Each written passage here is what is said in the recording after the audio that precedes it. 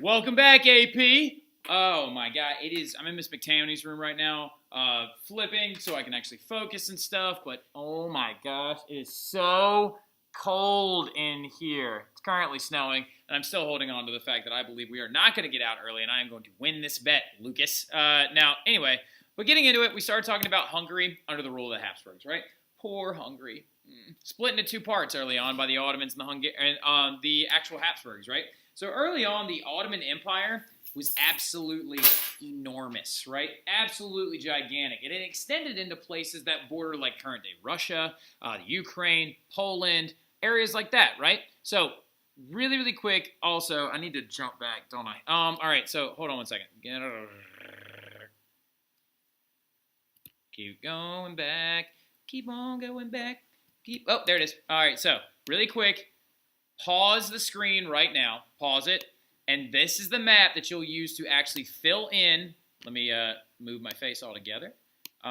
This is the map that you will use. Pause the screen. This is the map right here that you can use to fill in the map that you got from me in class. All right, so pause it. Fill it in when you get a chance, but that is where it is. All right. But yes, back to it being freezing in here beyond all belief. Right. So, too far. Back. Oh, no, Peter the Great, don't spoil that. No, I'm terrible. And here we go. We're back in Prussia. All right, so here we go. Now, there it is. So, the Hungarians are going to call for help, right, to actually drive the remaining Ottoman forces out of Hungary, right? So, and early on, this is going to be very successful when the Austrian Habsburgs actually liberate the Buda side of Budapest, right? So Budapest, the capital of Hungary, is actually two separate cities originally divided by the Danube River, right? Buda on the right, or wait, if you're looking at it from above, it's Buda on the west and Pest on the east, right? Budapest. So the Habsburgs are actually going to come in calling from aid from the Hungarians to drive a lot of these Ottoman Turks out. And they eventually actually do this. So there's going to be some small rebellions. Do not write this. Don't write this. Don't write this. Don't write this. It's not that important. All right? So don't write it. Just don't write it. All right? What you can understand, though, really quick, is a small part of Hungarian history as well, is the fact that they were never actually fully incorporated into the Austrian Empire along the lines of they weren't just a part of Austrian Habsburg, right? Which the Czechs are going to become a part of them. Bohemia becomes like literally a part of Austria's borders, while Hungary actually stays like an independent nation under the influence of the Habsburgs, right? And a lot of it was actually because of this guy. His name is Rákóczi, right? He's actually on their money. He's on 500 forint, which is actually not worth that much, but still. So Rákóczi, actually, he's going to lead a small rebellion that actually makes it so the Habsburgs actually never officially own Hungary, right? Which is a really, really cool thing because it establishes this entire principle of almost like dual rule in a way. But later on, Hungary is actually going to be led dually by the Holy Roman Emperor, also Franz Joseph, and called the Austro-Hungarian Empire. But the Austrians are going to exact their influence over Hungary, right? The Austrians also under the Habsburg family are going to burst forward and grow to be a powerhouse in Europe. Fun fact about this guy as well, he did such a good job leading this rebellion that they offered him the Kingdom of Poland twice, and he said no both times. So anyway, now, Rákóczi, very cool period.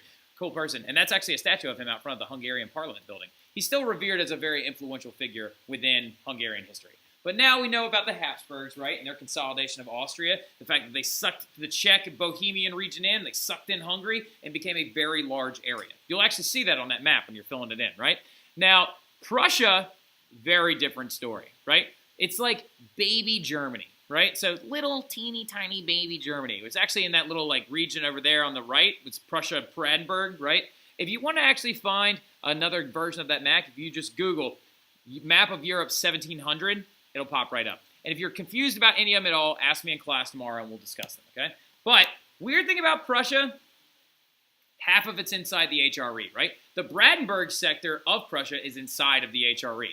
Remember when we talked about in class today, in our top 5 power rankings of the European countries by 1700, the HRE isn't even on it anymore because it's been so fractured and fissured by the 30 Years' War. But continuing forward, they started out with little, almost no power, but grew to become one of the most important economic and political groups within all of Europe, right? So early on, though, their leader was the Elector of Brandenburg, right? So Prussia Brandenburg. That's why it's called Prussia Brandenburg, because remember, back to the Golden Bull. Remember the Golden Bull? The Golden Bull. So the Golden Bull was that thing that actually established the Holy Roman Emperor at the time, right? So the thing about it is, who is the family that locks down that seat every single year? That's right, the Habsburgs. Good job over there, Grace. I heard you, right? So the Habsburgs actually locked down that seat of the Holy Roman Empire all the time by just bribing 4 families. Well, one of those families is going to be the Hohenzollern families, and they decide, you know what?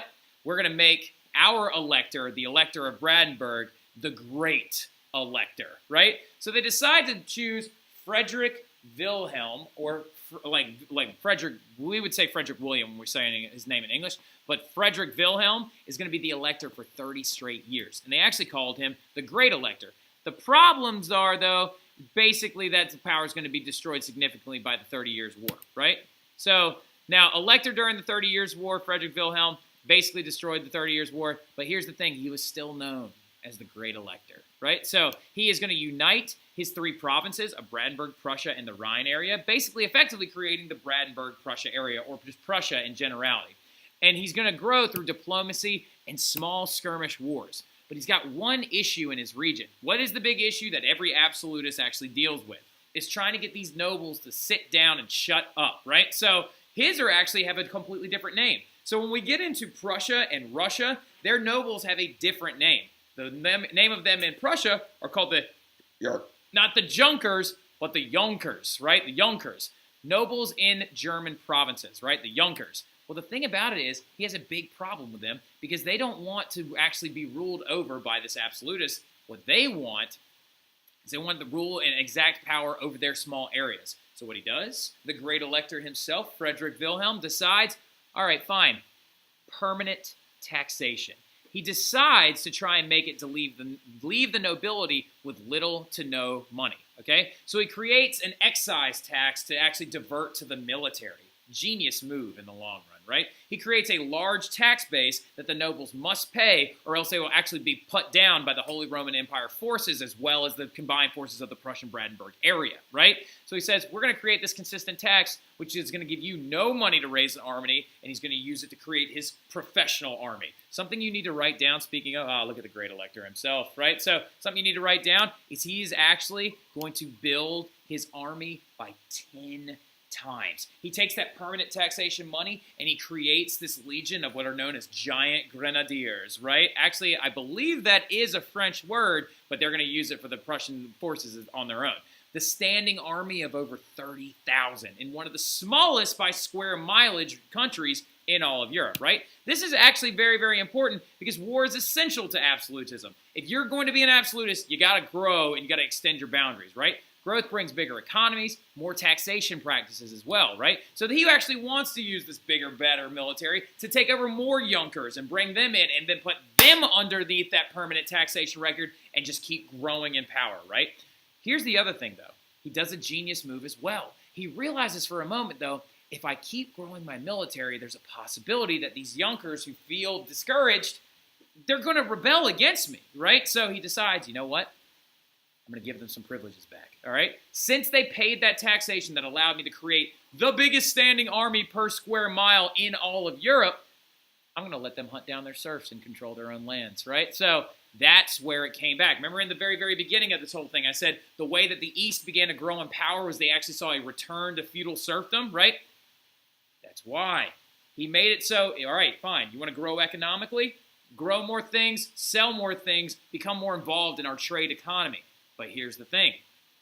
The Junkers were like, well, how am I supposed to make sure I can regulate these people? It's like, fine, Junkers, I'll make it legal for you to hunt down your serfs if they try to leave. So they're like, ooh, okay, I'll pay those taxes now. So by 1701, Frederick I, his son, was actually elected the very first king of Prussia. So the very first German-based king was actually Frederick I, right? Frederick I, known as the King of Prussia, right? And remember, their family name is very important, the Hohenzollerns, right? They ruled over Germany for like hundreds of years. They're like the Habsburg Germans, right? Like they're like the German version of the Habsburg family.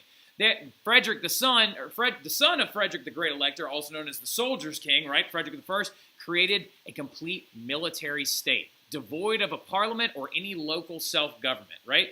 this actually gave way to the Prussian militaristic style, right? So the German, when you think of Germany as being like a militaristic society, it actually comes from the earliest forms of the Prussian militaristic state, all right? So he elected the Junkers as military officers as well. He was like, all right, you paid that tax to establish our country. You let me become your king. You also can undown your own serfs, and you actually bolstered our economy. So you know what? I'll make you and your sons the officers within our military. 12th largest population, 4th largest military. That's insane. So the Prussian militarist state is going to grow out under Frederick I, the soldier's king, right? And that's Frederick I right there. Very important, the soldier's king.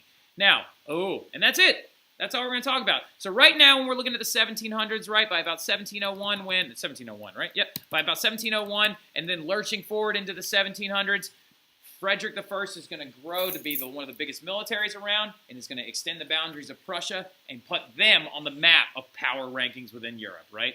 Good stuff. Tomorrow, we're going to get into Russia, right? The biggest thing to remember from the Prussians, though, is their consolidation of their family and the growth of the Hohenzollerns. Now, later on, we'll talk about Frederick the Great, the enlightened despot of Prussia that actually got them up and over the edge when they split up Poland and stuff like that.